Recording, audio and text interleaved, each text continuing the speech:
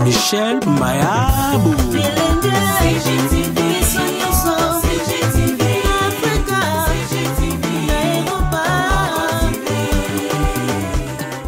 Awa lelo pona kosangisa biso ba journaliste elongo na papa na biso Masasi nde tozobeta masolo ya actualité ya mamnyoso oyo ezoleka na mboka na biso plus na tala ya papa na biso Masasi parce que yaza doyen ya mambo etali théâtre ne lelo tulungai tofa nai awa to solola makambo nyoso premièrement to sengena bolimbisi et pas papa na biso Masasi parce que ayaki biso donc simba boy ça là vraiment bien té le président devant ba caméra na biso kondimi bolimbisi na biso.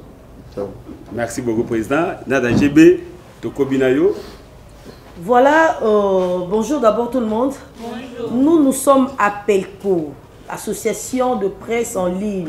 En sigle APELCO, où ils ont chapeauté na président Nabiso, Junior Moewabo, Azad Janandela, Azoko Makalamingite.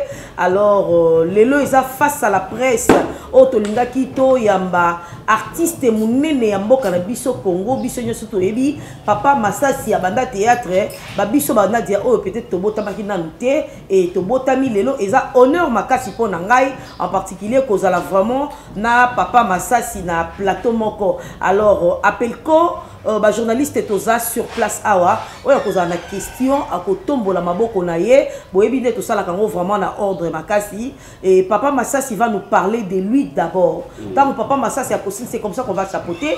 Papa Masasi va nous parler de lui. Et quand il va finir, et les journalistes, moko na moko oya koza na question à soulever le bras une après l'autre. Né toko procéder bongo. Alors bonjour Papa Masasi. Bonjour.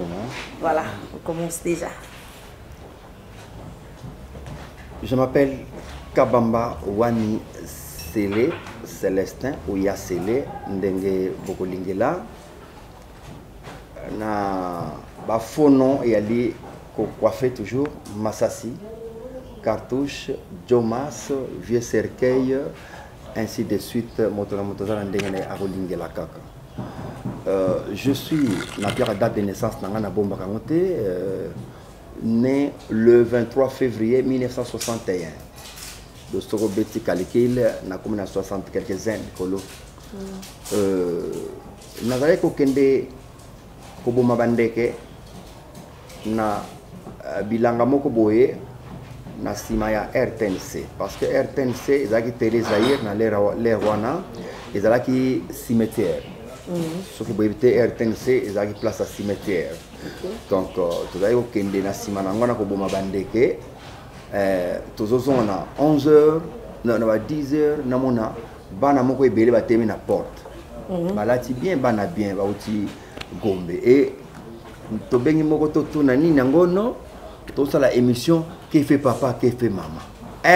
Wana Mobutu auti ko inaugurer télé Zaïre ou eza RTNC lelo Mobutu auti ko inaugurer en 1974 auti ko inaugurer tant to moni donc ba émission el bandi ko longa Gombe ezo yaskoyo na lingwana na tuna bana oh to esa émission qui fait papa qui fait nini le reste tala kingate mbala mokaka na makoto aki makolongolo na kimi mbango na jidi papa na sokoli makolo na changer lamba biso pe na mulongo toke kaka ekoyeba na kaka to bandi mbutu nani na présentaka au ser moko boy nani ser sera comme oh ya Gabi Motingia na yebi epité alors nzoka na yeba kaye azaki telespikirino ya Gabi Motingia azaki telespikirino na yeba kaye mais na bakateki ya osala émission tout le monde m'a dit taxé télémissaire avant qui tient au serment qui toko mofude bien pendant ya Gabi Motingia bana ya Gabi biso pe toko tika ya Gabi na luenge ya Gabi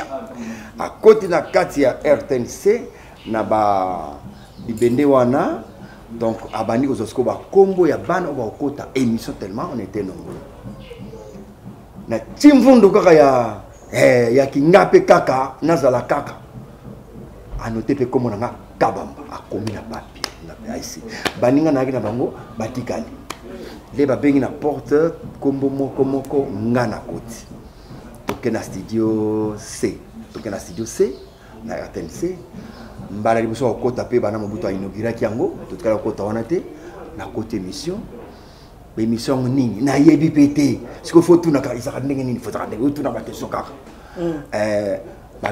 nomoni bakomi papier bakomi question na papier question na français okomote ti yo mémorisant ce que temps micro ye pa na yo et ça peut bien question les cas monsieur bandi mali RTNC RTNC comme ça okoti mulunge so ko to cha mulunge RTNC comme mulunge RTNC zaki les ronso koti 2 heures du temps on a la fièvre Mali tellement il y a ma casse les robes mine les français bazar donc to bande émission to poser des questions émission ici à 12h 17h le vendredi et 17h et la télévision na zongi na nako bon père na moyen kala pour ngana na moyen père na moyen de rwana TV munene wana ya li mundunda wana munene mko munene wana trident il y a eu trident na président électa il y a qui munene siko ne si mama na leki na TV bazondi matin na leki na tema wana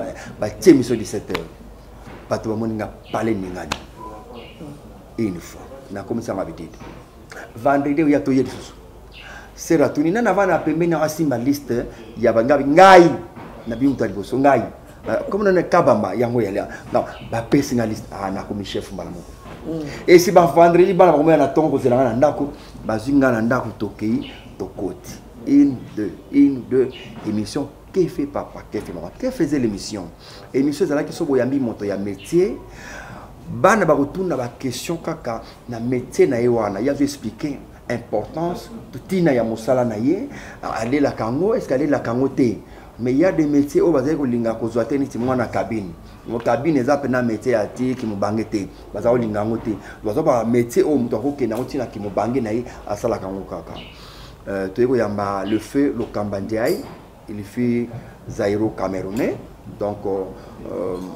papa camerounais maman naie pardon papa naie congolais na biso maman camerounaise azali kurutu ya la chanteuse camerounaise Ndiaye Jeannette Ndiaye aza grand frère naie biso donc dena abandi Kolaksanga atoyambaki na émission 3 fois après na contacté na bina sala pe théâtre na groupe na parce que ça c'est importance ya théâtre na Cameroun alors par exemple minka Cameroun dena sepela kinango na bandi répétition jour ya liboso c'était jeudi le 24 avril 1979 des jours à liboso na bandi répétition ba ça les mimes.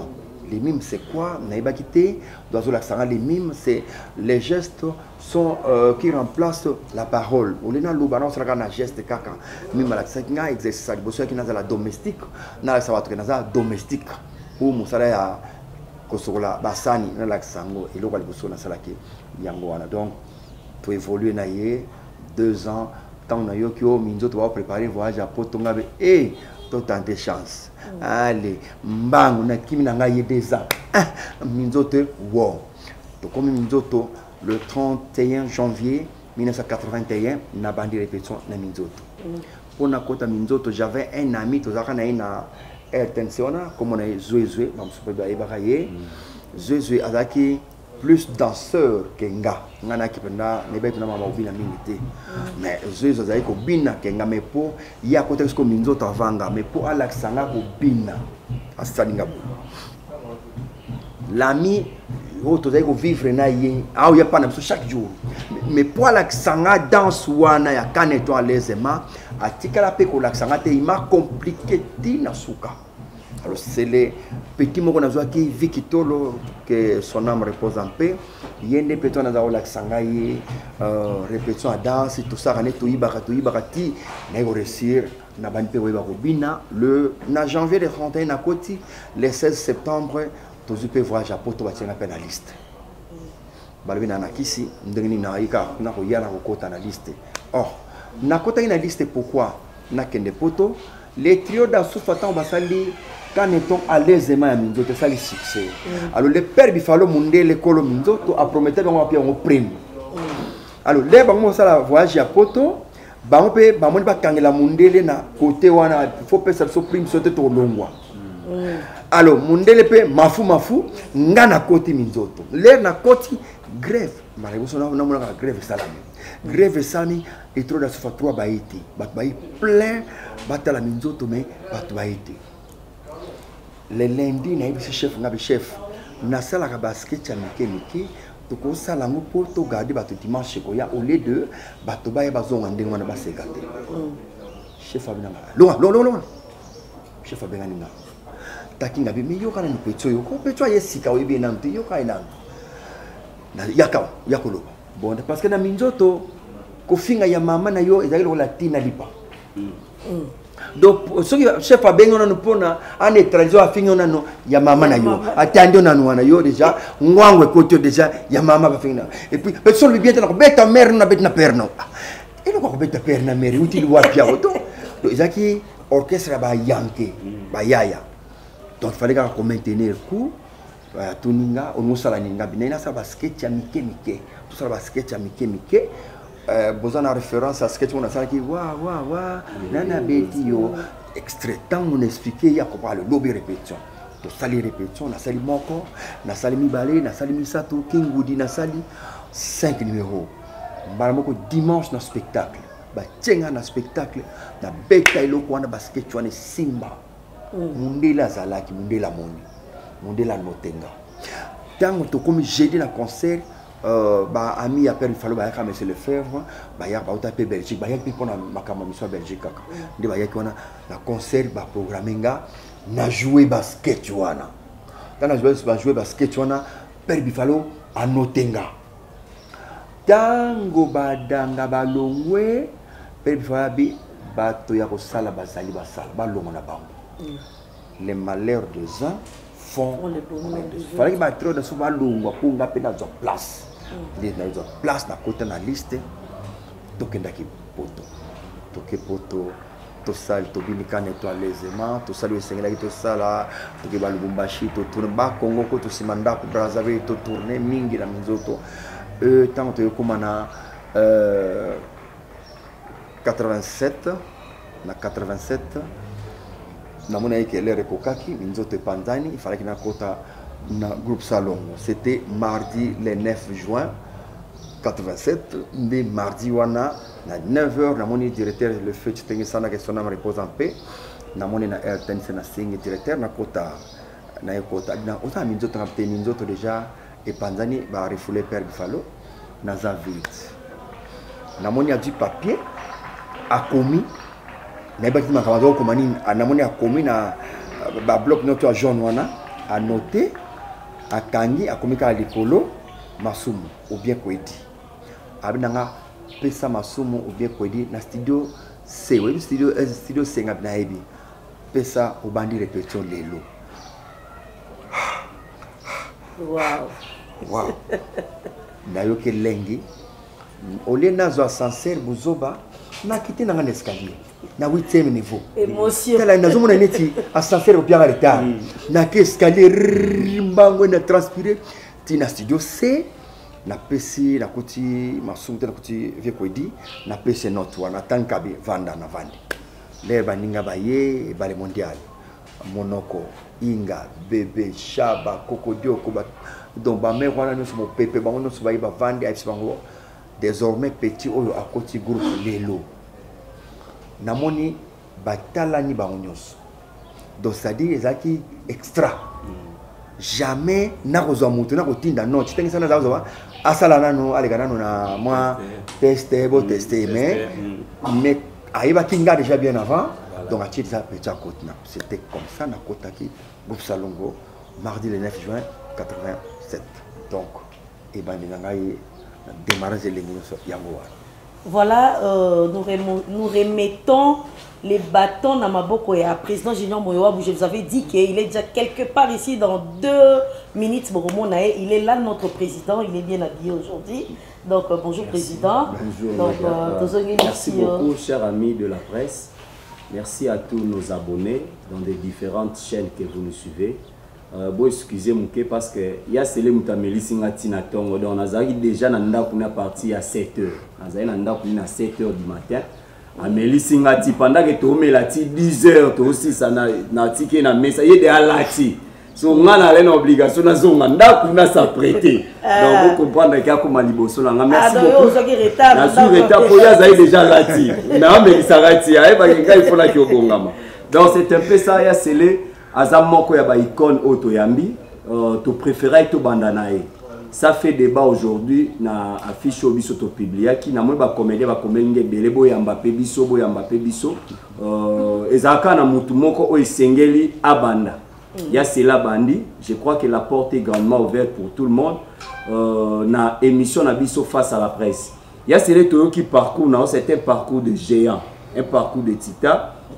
Aujourd'hui par rapport à thématique au tout ça qui l'apport du théâtre et cinéma na RDC d'après yo okoye bisabiso apport na bino ezani parce que tout le monde na ba politique baza ko utiliser bino les adéquats on ne peut pas voiler la face les cas ya maman Denise na cas ya maman Olive on se pose la question groupe Salongo tout le baka groupe Salongo baba nyonso boza na NTPC bo pencher et pas maman Denise mais tout le monde na ba jeune batika les pas maman Olive apport na bino na mboka ezani. Merci Junior. Et là,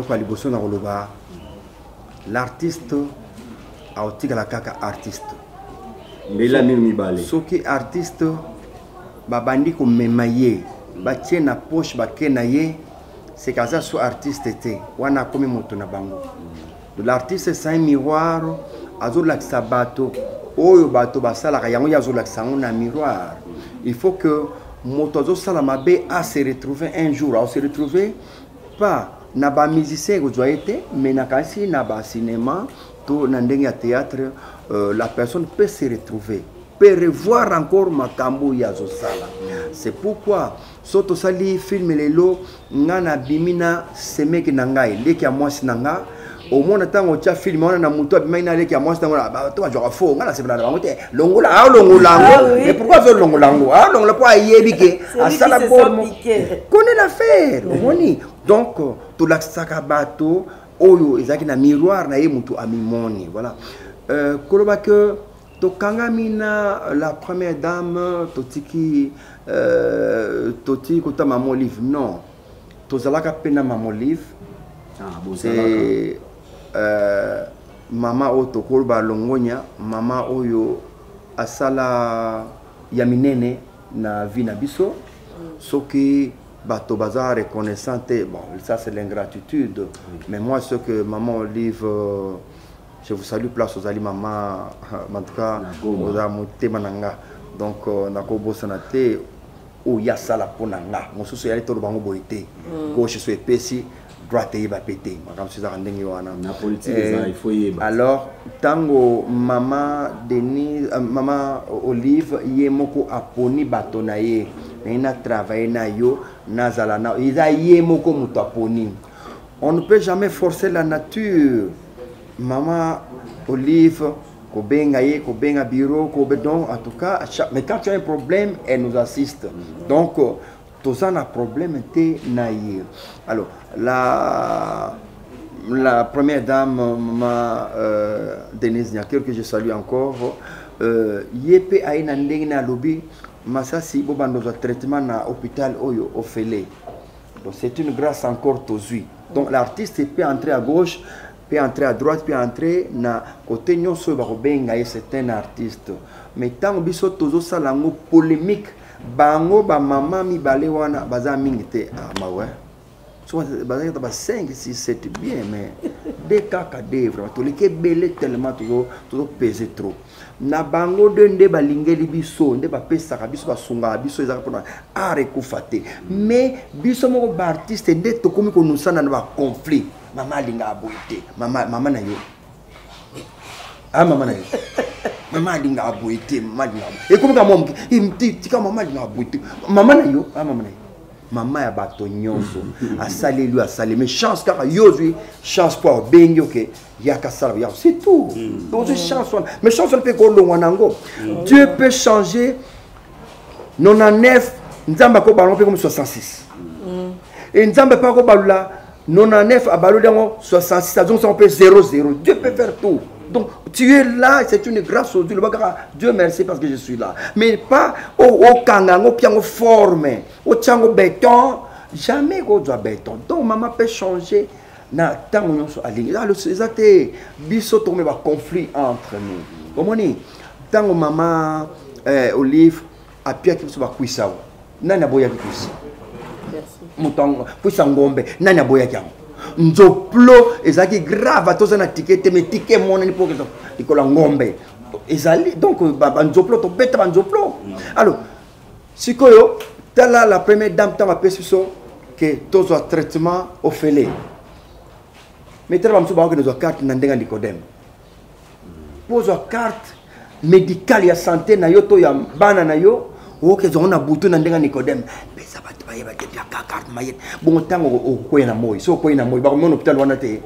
Voilà, c'est la l'idiotie. En Côte d'Ivoire on dit ça comme ça, c'est l'idiotie. Donc yo artiste ba pesio. Soit na yo so boyo na yo mais ne ko ke na butu te na ne na bo tanga bango émission na bina ko tanga batu te. Mais alors que zo carte na butu et biso ko tanga tout ça permis, ça dépend de ngaite. Akmo ke na butu, ak l'hôpital na butu. Mais t'examen fo na tongo. Allez, chance cache pesali, chapeau, Ray-Ban, cache ne abouiliti kotoyo. Abouili misura muke, somoni mtoye bi abete chapeau akititi, pokaka asali se examen baye bateye, mais mon ba to hôpital on peut nani ayaki awa, nani masasa ele kutala. Et masasa yewa kutala okedo. Ezo voilà bisonde to memango mabe. Ba mama ba usunga biso, mais biso to memia on ndenge ya mabe, to kanga ba mama na clé. Oyo kapena kati osali pekisi po kanga mama wana. Akoma ya yomoko. Voilà, c'est l'idiotie qui règne en nous. Apport à la RDC. Nakata RDC, en tout cas, na Congo, je peux dire que mon salaire théâtre est salé makasi, hein. Théâtre est salé makasi. Primo, total la makata rabiso. Nanda ko ya sorcier batala rabiso. Nanda ko pasteur batala rabiso. Donc, nous sommes regardés presque partout dans l'Oba. Mais les musiciens, ils ont des batailles à souter. Donc, comment on limite? Mais biso, et puis, quand le message d'un artiste et comédien passe, motonio sans captant directement et petit calé. Tosali spot lelo, ba musicien ba sali spot na biso ba comédien tosali spot, au moins que biso to mener na jeu. Sotali clip au artiste et comédien ba sali.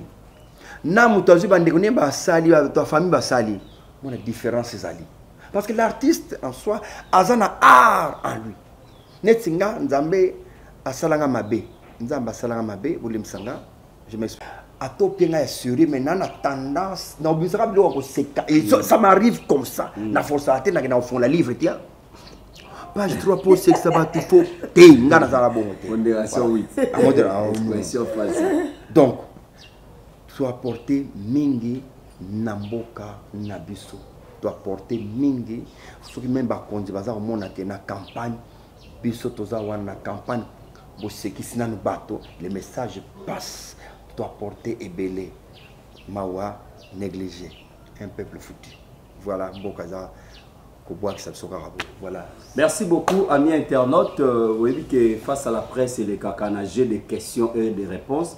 Il y a celle qui est là avant Papa Guy Aloba et puis tu ça va confrère va poser ma question. Nadia pas posé question. Est-ce que pour ou contre Sokoda na Soneka? Sokoda na Soneka. Pour ou contre? Il faut naïba nazala sur na éclaircissement na yo. Nandi masoneka ou bien nandi masokoda. Tu osara pour ou contre la société à droit d'auteur ou à droit voisin? Non, naza d'accord, na d'accord. Comment on a Sokoda, c'est que Sokoda ça comme effort moko boye que artiste au moins besoin un petit rien. Donc moi je crois que tout ça pour Yango, tout ça quoi pour Yango que et comme bien. Longo tonami. C'est Nyokalongo. Donc soit une fois mais kata fois sikoyo ouais deki na katikati wa milinga na kotsa ki record déjà do dossier nanga du personnel la qui lobby donc bazako talango le cours na zwa ki déjà na fiche d'adhésion nazali Donc il faut connaître aux bon, mais pour nani milinga ça m'a la carte, mais ça va aller. Dimboma. Merci, toujours combat. Papa Massas Nangana, toi, Pengelo Romoko, par rapport à Bato Baoki, soit traitement, il y a un batama. Bazo Banga, maman, to, Bazo Banga, Soba, Moni Bango, Bako Longwa, to, Nengeni, parce que traitement, c'est à Yomoko, ou qui sont au batama. C'est que, elle, Wana, Balinga, était bon, Bayana, elle, Wana. Eza Kozanga Maele. C'est ça la réponse. Eza Kozanga Maele. Ce qui est au beau traitement, mais madame a cause de traitement. Ceux qui viennent au Sali Sport, ils sont plus suivis que le musicien. Mais toujours remarqué les artistes et comédiens, banebele bazo bébapé pour na artistes et comédiens. Pourquoi je dis ça? Au comment on a théâtre mo que zo le Kana TV. Artiste azo beta langila. Langila wana alo ba bêtise likolo ya bêtise. Or, Langila wana ezaka kate ba comédien de bayoka kango, ba te belé te comment yoka yoka la biso ba Langila wana. Je peux? Oui, avec plaisir. Oui. Donc, ba artiste et comédien belé ba komi ko communiquer ba nanandaku bêtise que ba enseigner bango. Au moins na mutu aofinga, mais aofinga on a Langila pona yé azokanisa ke et ceux qui kaka na ba artiste ndé bazana. Or, ti na banda ko tozo comprendre makamni azoluba. Par là vous pouvez dire quoi? Je vais. Papa. Na ba musicien, na biso ba artiste comédien, tous ba artiste. Oui. Au kolo bananga teke, so bêtise le ba mi na ba acteur comédien, na ba musicien zate. Non parce que tu es un comédien, il y a un penché mingi pas na bi. Eh, yango soba. Kuna pesa, kuna kutu ya somo kutu. Na bino ya somo te. Au moins, na biso que na mindo tozaki so ba balo banu de kambo. Pona petit en somme la cigarette pas petit, ya somme la chimboko. Ya mama na yo. Batandele le colo. Donc ezaki bor moi pamba. Donc ya mama ya pamba. Donc na bino que e banda kala. Donc bêtise, parler de bêtise ou parler de sexe na musique ezelo ko banda nango kala. Ça dit bien. Vous pouvez regarder le pico. Et si les lobby payés, oye, bâti yo lobby payé, oye. Vous êtes artiste par hasard. Ils allaient dans mon yo, ils allaient dans le programme. C'est artiste par hasard. Alors, artiste yo, bah sali que base à l'artiste. À côté par exemple, il y a aïe kolango. Alors qui va vieux mon pembe na azana vieux wana azoken des répétitions. Aïe kolanga, bah ça y est côté cours, les années côté jardin, les années. Bah là c'est théâtre, c'est quoi? Qu'est-ce que veut dire théâtre? Les années donc bah là ça y est. Donc moto wana azo yé kola. Donc demain nango comme artiste azana ba principe moko boye ou habité na mosala na biso sengeli boye. Mais on y a par hasard. Aïe d'abord un. Azo mobile à poto. Aïe, Abimana président, pour soit Abimana président, Baba notre rôle principal. Ce qui est Abimana producteur, Baba Naroben Yaye, Pamba Banzunding, Yangwana Mingi va changer, Bino va se mourir la biso, Bino Mobolu la biso. Yamiba le Pemba Kabasi à poto. Nazakoya. T'es comme yo le bâti yo ba condamné yo. Tikanga ne va pas condamner ngai, bon baluka ngai. Donc moto na moto côté na boule na ye, nakatia. Théâtre, na salle théâtre. Et ce qu'on tourne, qu'est-ce que comme moi snanga? Voilà la foutaise. Non, na la foutaise bimini. Il faut sikoyo na bimananga na nani na nini. Soba nini nga nini na nini na zu jeep nangai. Voilà, c'est la foutaise. Vous voyez, mon souci est comme non, il faut n'a pas la nini, tant n'a pas la nini nanga, tant ba monanga éclatante, so nini et ba programmer nga mutari boso. Donc la foutaise est bimi, mon souci to dinga na biso pour epese bino pe bodinga na bino voilà, c'est la foutaise yango bimi mingi siko. Voilà, quand on est artiste par hasard, on n'a pas un aux aina ibikati mogote, aux a se préparer na sala on est à la boulot. Neti biso to sala kiango, biso na o isala ngo izala mosala nanga. Lelo nzamba pambola numéro matricule RTNC nakete numéro matricule RTNC donc et ça la bien moko boye do monde na na dekine émission na on ata bo bebe skills na zaki na kanda po fana ke na RTNC mais bo kangi kaka na sala mais na RTNC numéro matricule na moyo wabu koto na pona nini moyo wabu na tika numéro matricule voyez donc artistes sont par hasard il y a pas bêtise nyonso na ebim parce qu'il y a beaucoup des artistes par hasard. Merci beaucoup, amis internautes. À présent, Totiki et Sika na ba question. Vous avez la question, au tomboli Moussapi Toponi, au Dio Télémana pour Bazoyo. On s'est présenté comme on a combo ya chaîne et puis tu poses ta question. Mais bon, et Debiso, ils ont plus ou moins 2 questions. Sur les amoko, gloire à Dieu. Sur les 2, gloire à Dieu. Oui. Ils ont la pété. C'est la question m'a cassé. On va passer à la deuxième question à Bongami déjà de l'autre côté. Merci beaucoup. Comme on a Ekibumba, chaîne Bisson Première Télévision. On a posé une question à Yassele par rapport à Makambo Kauti Kolobawa. Bien que à PCBisson Pena côté à moi, bêtise, on a été au baraté mingi à la cas. Parce que ban appelé balandaka. Ils ont métier mogo, ils ont rapport à l'éducation pe ya masse.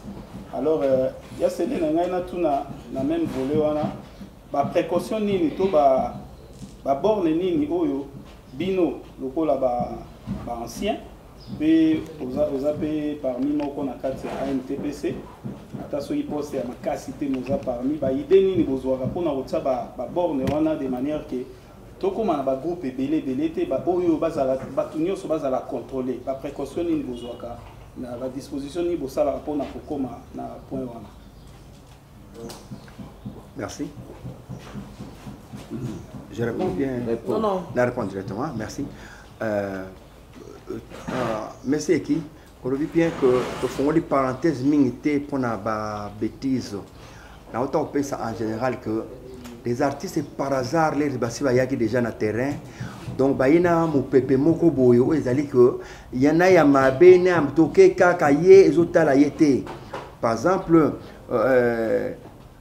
na yoki posa ya kuvwande ezaba nzembo bachaka na zuka wana moko kaka sikotango chango ezalo kola moto ya bimi bulumbu na internet osali bulumbu na on internet après 40 ans okomi mobangi soki ya pembe kokolo na yo aye kokolo ça c'est toi obana mwa nini soko talango mingi za les artistes par hasard au bayena mo pepe asika ndeba ne ba everyone na reconnaître déjà donc côté wana to les alors quand on va disposition pour quoi arrêter groupe et ça les mal soutenu ça c'est difficile les États-Unis na kanisi ba groupe ezali ba marque na marque yangwana même na Nigeria ba marque na marque tellement tango leki trop aller ba boma yango ba ça des comme un système nzonzingi kaka tout ça un système nzonzingi parce que le groupe a moko na moko parce que au créer groupe na yo sikoyo aujourd'hui 5 meilleurs avec 30 footeurs et ça la passe sur bi o tchaba on na ndenge ba footer la bango ba mbongo kuna et au pia passe parce que ce que on a 5 meilleurs ka ba footer ba belé et pia passe ya mwana il faut à recourir na batumso ya libanda pour na salango nzonzingi c'est mieux alors l'air va petit on va vandi et bimi faux donc système bimi pas na bon biso awa to sepeli to sala ba meilleur bazala ta 3 kaka oui bazali mama kuluto Sandala Vivine mama kuluto Christine Dolo yabino yeyo masasa lobi mama Blezet Kanga masasa lobi place bomoni na lobi mabe bolimbisa place bomoni naza trop clair bo diminuer lenga i volume naza trop clair mais soki na lobi boete boya kozongo quand parce que jour na ozala susute et si eleki baza président de la République ou ba pembeni na ye bo sai la biso démarche groupe salongo azwa ba médaille tozo ba médaille vraiment tozo ba brevet osala malami na compte ya l'état et osala biso et sengona mosala moi j'ai 43 ans l'âge de métier au âge Josa déjà na plus de 57 déjà na âge nanga na kanisi les na bandi théâtre temps sous ya za na ba 9 ba 10 ans to fêta ngona o fêter tout ça la affiche to ça ngona affiche tout ça ngona affiche 61 ans déjà d'âge na za nango 61 ans banda na bandi mosala ti lelo rémunération na compte ya l'état et salemate donc ezaka mawa mingi yango na lubaka bana nanga moko sala théâtre te parce que échec sur échec eza malamu mingi te po ngamo na sali théâtre na mbula na sali na mosto ya sali informatique nga na benga président o vient na président donc biflata na biflata jusqu'au biflata donc tina ko dai biflata tala matadra na olinga mwana nga sa théâtre te parce que nano na mi retrouver na théâtre te voilà Makati Londo et mon Apelco, Association de presse en ligne du Congo. Makati Londo, en tout cas merci. Makati Zela Makati Zela Fontaine la Zela nan. Donc t'as bien que baza contribuer dans Zela nan. Et mon Apelco. Apelco, merci. Merci Apelco. Conférence dans le Salmater. Vraiment association Mokoka Bayo Kanaya ba journaliste ba bien ayo ya mayo et ça m'a vraiment je dirais merci, mais nous avons beaucoup de sagesse, d'intelligence. Nous avons une droiture. Nous avons copté pour beaucoup de copana ici. Arrangement ça la maraté. Beaucoup na kango boye, nous filmé, nous avons malaming. Je crois que nous avons na sengiye et vous avez la peine à bomoko. Amen. Vous avez entre vous. Vous avez bâti ce communauté car mais votre travail mingi et bolinga botala kapi baninga ba image ya baninga mususu pending ba sala parce que on sa image des autres trembler mais batira na TV ba utaka bitira ya ba TV na biso la terre à terre ba kofinga izalate Apelco, je vous dis merci, bonne continuité. Merci beaucoup, chers amis de la presse. Merci à tous les chevaliers et chevalières de la pluie. Merci à tous les abonnés et internautes. Merci à Papa Gimboma, il était aussi de la partie avec nous. Merci à Nadia GB. Merci. Et pourquoi pas aussi remercier le président Massoumou. Le 27 mars, c'est la journée mondiale du théâtre. Avant le 27, l'Apelco va recevoir le comité directeur. Il y a ANTPC, Association nationale de théâtre et cinéma du Congo. Toroyamba Bango, président Massoum, président Lombe, président Ngaloufar, CG Oxygène, tout ça, l'effort. Tofandi Sabango Awa, Bapé Sabiso programme na Bango, il y a le 27, comment ça va se dérouler. Donc, déjà, nous sommes aussi, ça n'a scellé. Tozo Koma, Petotika na secrétariat à NTPC. Et là, je m'en vais directement à présenter ma sincère condoléance na l'un de nous, Oazali artiste et comédien, Julien, Jeff, Kabango, Oyakoufeli, petite sœur Nae Gisèle Odiama, petite paix à ton âme. Déjà, programme Ezali, c'est jeudi na 1, 2, 3, place veille mortuaire Ezali, et vendredi, Bissonio son a cinquantenaire pour nous compatir na Julien, Jeff, Kabango, Oazali, acteur au sein du groupe Sinar. Merci à la grande famille de l'association de presse en ligne du Congo, Oezali Apelco. Après à scellé, quelque chose se prépare pour ce samedi. L'Apelco rend visite à Moko ya Baikon, Maman Zita. Tosengi na yo oza fanatique ya Maman Zita. Olinga Maman Zita kotanda kwa sala AVC. Apelco biso tokende kotala mais tokanga maboko te. Juben Piana, papa chéri na sepela kaloba, nous respectons ceux qui ont vécu. Maman Zita va pesa biso pour ça total à TV. Pour ça, tokota la monde à TV. Biso Apelco tolobi boy. To memela maman superflu na biso oza ya mutoki. Moi mukio toza nango. Saka loso soge monani. Sacha Sukali soge monani. Saka mungwa soge monani. To sengi na bino ba enyoso bolingaka Maman Zita. Ba numéro na biso ezango wana. Chaîne nyoso kota la vidéo oyo. Yebisa epesanga numéro ya Junior Mowabu. Soit na pesi plus 243 89 67 48 671. Au contactenga saki na loso $500 $1000. Soki to keye pa Maman Zita vidéo kozala soko tindi mbongo to tanga kombo na yo. Mamboene atindi $500 parti à Paris yango to ekotike pa Maman Zita. Alobaki assiste Maman Zita. Rachel $500 yango de la part ya Maman Georgette Mafuta na Londres. $1000 yango de la part ya Mami Nzongo Léona Oboaka te pour sa conférence de presse. Yango to pesa. Sakalo sango miliki de la presse à Sombi. Yango to pesa. Nadia GB à Sombi saka semundenga lakaki yango to pesa.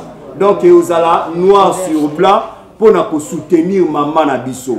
baza ba maman wa boti biso ba maman ba école tozaka na posa maman na loba ba na nga bokanisi nga nzamba pambola bino po Judith alobaki osomba 2 sachets il y a sucre et puis na sac à l'os. Donc c'est un peu ça. D'ici là, portez-vous bien, à la prochaine numéro. Bye. Bye.